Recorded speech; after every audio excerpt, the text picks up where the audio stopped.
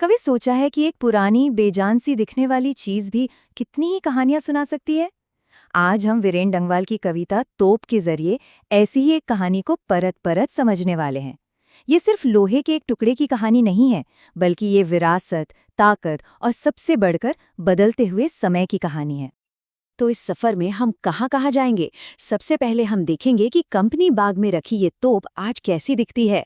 फिर हम वक्त में पीछे चलेंगे और इसके खौफनाक अतीत को जानेंगे। इसके बाद समझेंगे कि आज इसकी हकीकत क्या है, ये हमें क्या संदेश देती है और आखिर में इस विरासत से हम क्या सबक सीख सकते हैं।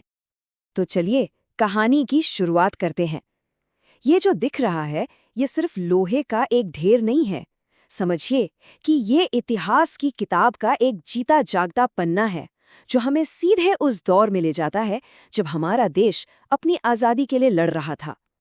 चलिए सबसे पहले बात करते हैं इस तोप की आज की हालत पर। आज ये कहाँ है और इसकी पहचान क्या है? ये तोप रखी है कानपुर के कंपनी बाग के मेन गेट पर, बिल्कुल ऐसे जैसे आज भी पहरा दे रही हूं। ये हमें याद दिलाती है ईस्ट इंडिया कंपनी के उस दौर की, जब कुछ व्यापारी यहाँ के शासक बन बैठे थे और भारत की कहानी हमेशा के लिए बदल गई थी। अब यहाँ एक शब्द आया है, विरासत। आखिर इसका मतलब क्या होता है? आसान भाषा में कहें तो ये वो चीजें हैं जो हमें अपने पुरखों से मिलती हैं, और ये सिर्फ उनकी कामयाबियों की कहानी नहीं सुनाती, बल्कि उनकी गलतियों से भी सिखाती हैं, ताकि हम इतिहास को दोहराने से बच सकें। और जानते हैं, इस विरासत की देखभाल भी बहुत खास अंदाज में होती है। साल में ठीक 2 बार, 15 अगस्त और 26 जनवरी को इसे खूब चमकाया जाता है। अब जरा सोचिए, ये कितनी बड़ी विडंबना है। जो तोप कभी हमारी गुलामी का प्रतीक थी, आज वही हमारी आज़ादी के सबसे बड़े जश्न का हिस्सा है। तो अब वक्त है समय का पहिया घुमाने का।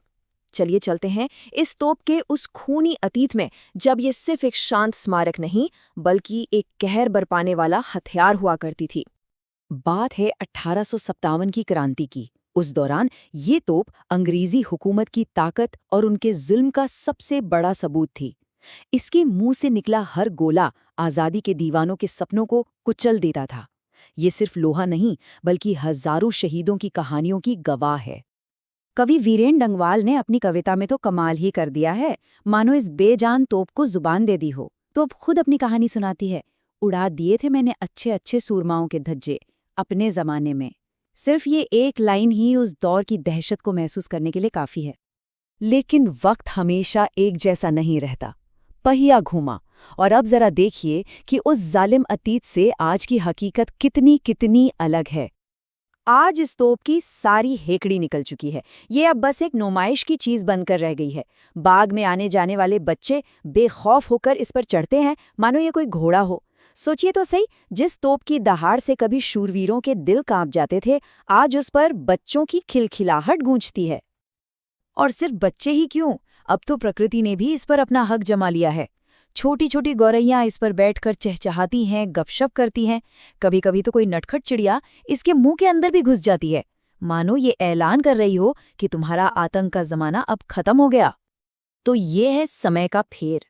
जो तोप कल तक ताकत और जुल्म की निशानी थी, वो आज खेल और मासूमियत का प्रतीक बन गई है।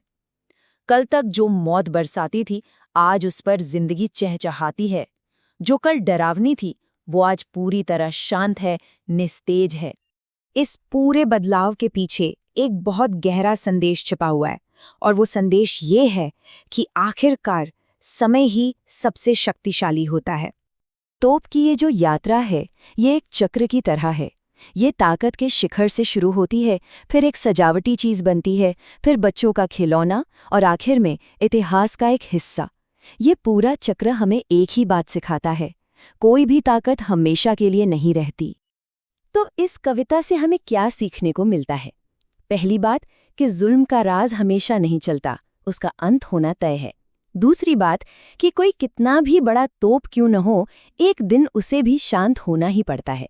और तीसरी सबसे खूबसूरत बात यह है कि जीवन और प्रकृति की छोटी छोटी चीजें भी क्रूर ताकत पर भारी पड़ जाती हैं। और कविता की ये आखिरी पंक्ति इस पूरे संदेश का निचोड़ है। कितनी भी बड़ी हो तोप, एक दिन तो होना ही है उसका मुंह बंद। ये एक अटल सच्चाई है। चाहे बात एक असली तोप की हो या किसी जालिम हुकूमत की। लेकिन यहाँ एक ज़रूरी सवाल उठता है। अगर ये तोप इतने बुरे अतीत की निशानी है, तो हम इसे आज भी इतनी हिफाजत से क्यों रखते हैं? इसे कहीं हटा क्यों नहीं देते? हम इसे इसलिए रखते हैं ताकि हम अपने पूर्वजों के अनुभवों से सीख सकें। देखिए, विरासत का मकसद जख्मों को हरा रखना नहीं होता, बल्कि उनसे सबक लेना होता है, ताकि इतिहास की गलतियां फिर कभी न दोहराई जाएं। ये तोप हमें उन शहीदों के बलिदान की याद दिलाती है जिन्होंने आज़ादी के लिए अपनी जान दे दी। ये एक चेतावनी है कि हम इतिहास की गलतियों को न दोहराएं, और सबसे बढ़कर ये एक सबक है कि हमें हमेशा जागरूक रहना होगा ताकि कोई भी बाहरी ताकत फिर से हम पर राज न कर सके। तोप की कहानी तो यहीं खत्म होती है, पर ये हमारे लिए एक सवाल छोड़ जाती है। कभी सोचिएगा कि हमारे अपने शहर या गांव में ऐसी कौन सी विरासत है, कोई इमारत या कोई जगह जिसकी सीने में ऐसी ही कोई अनसुनी कहानी दफन है।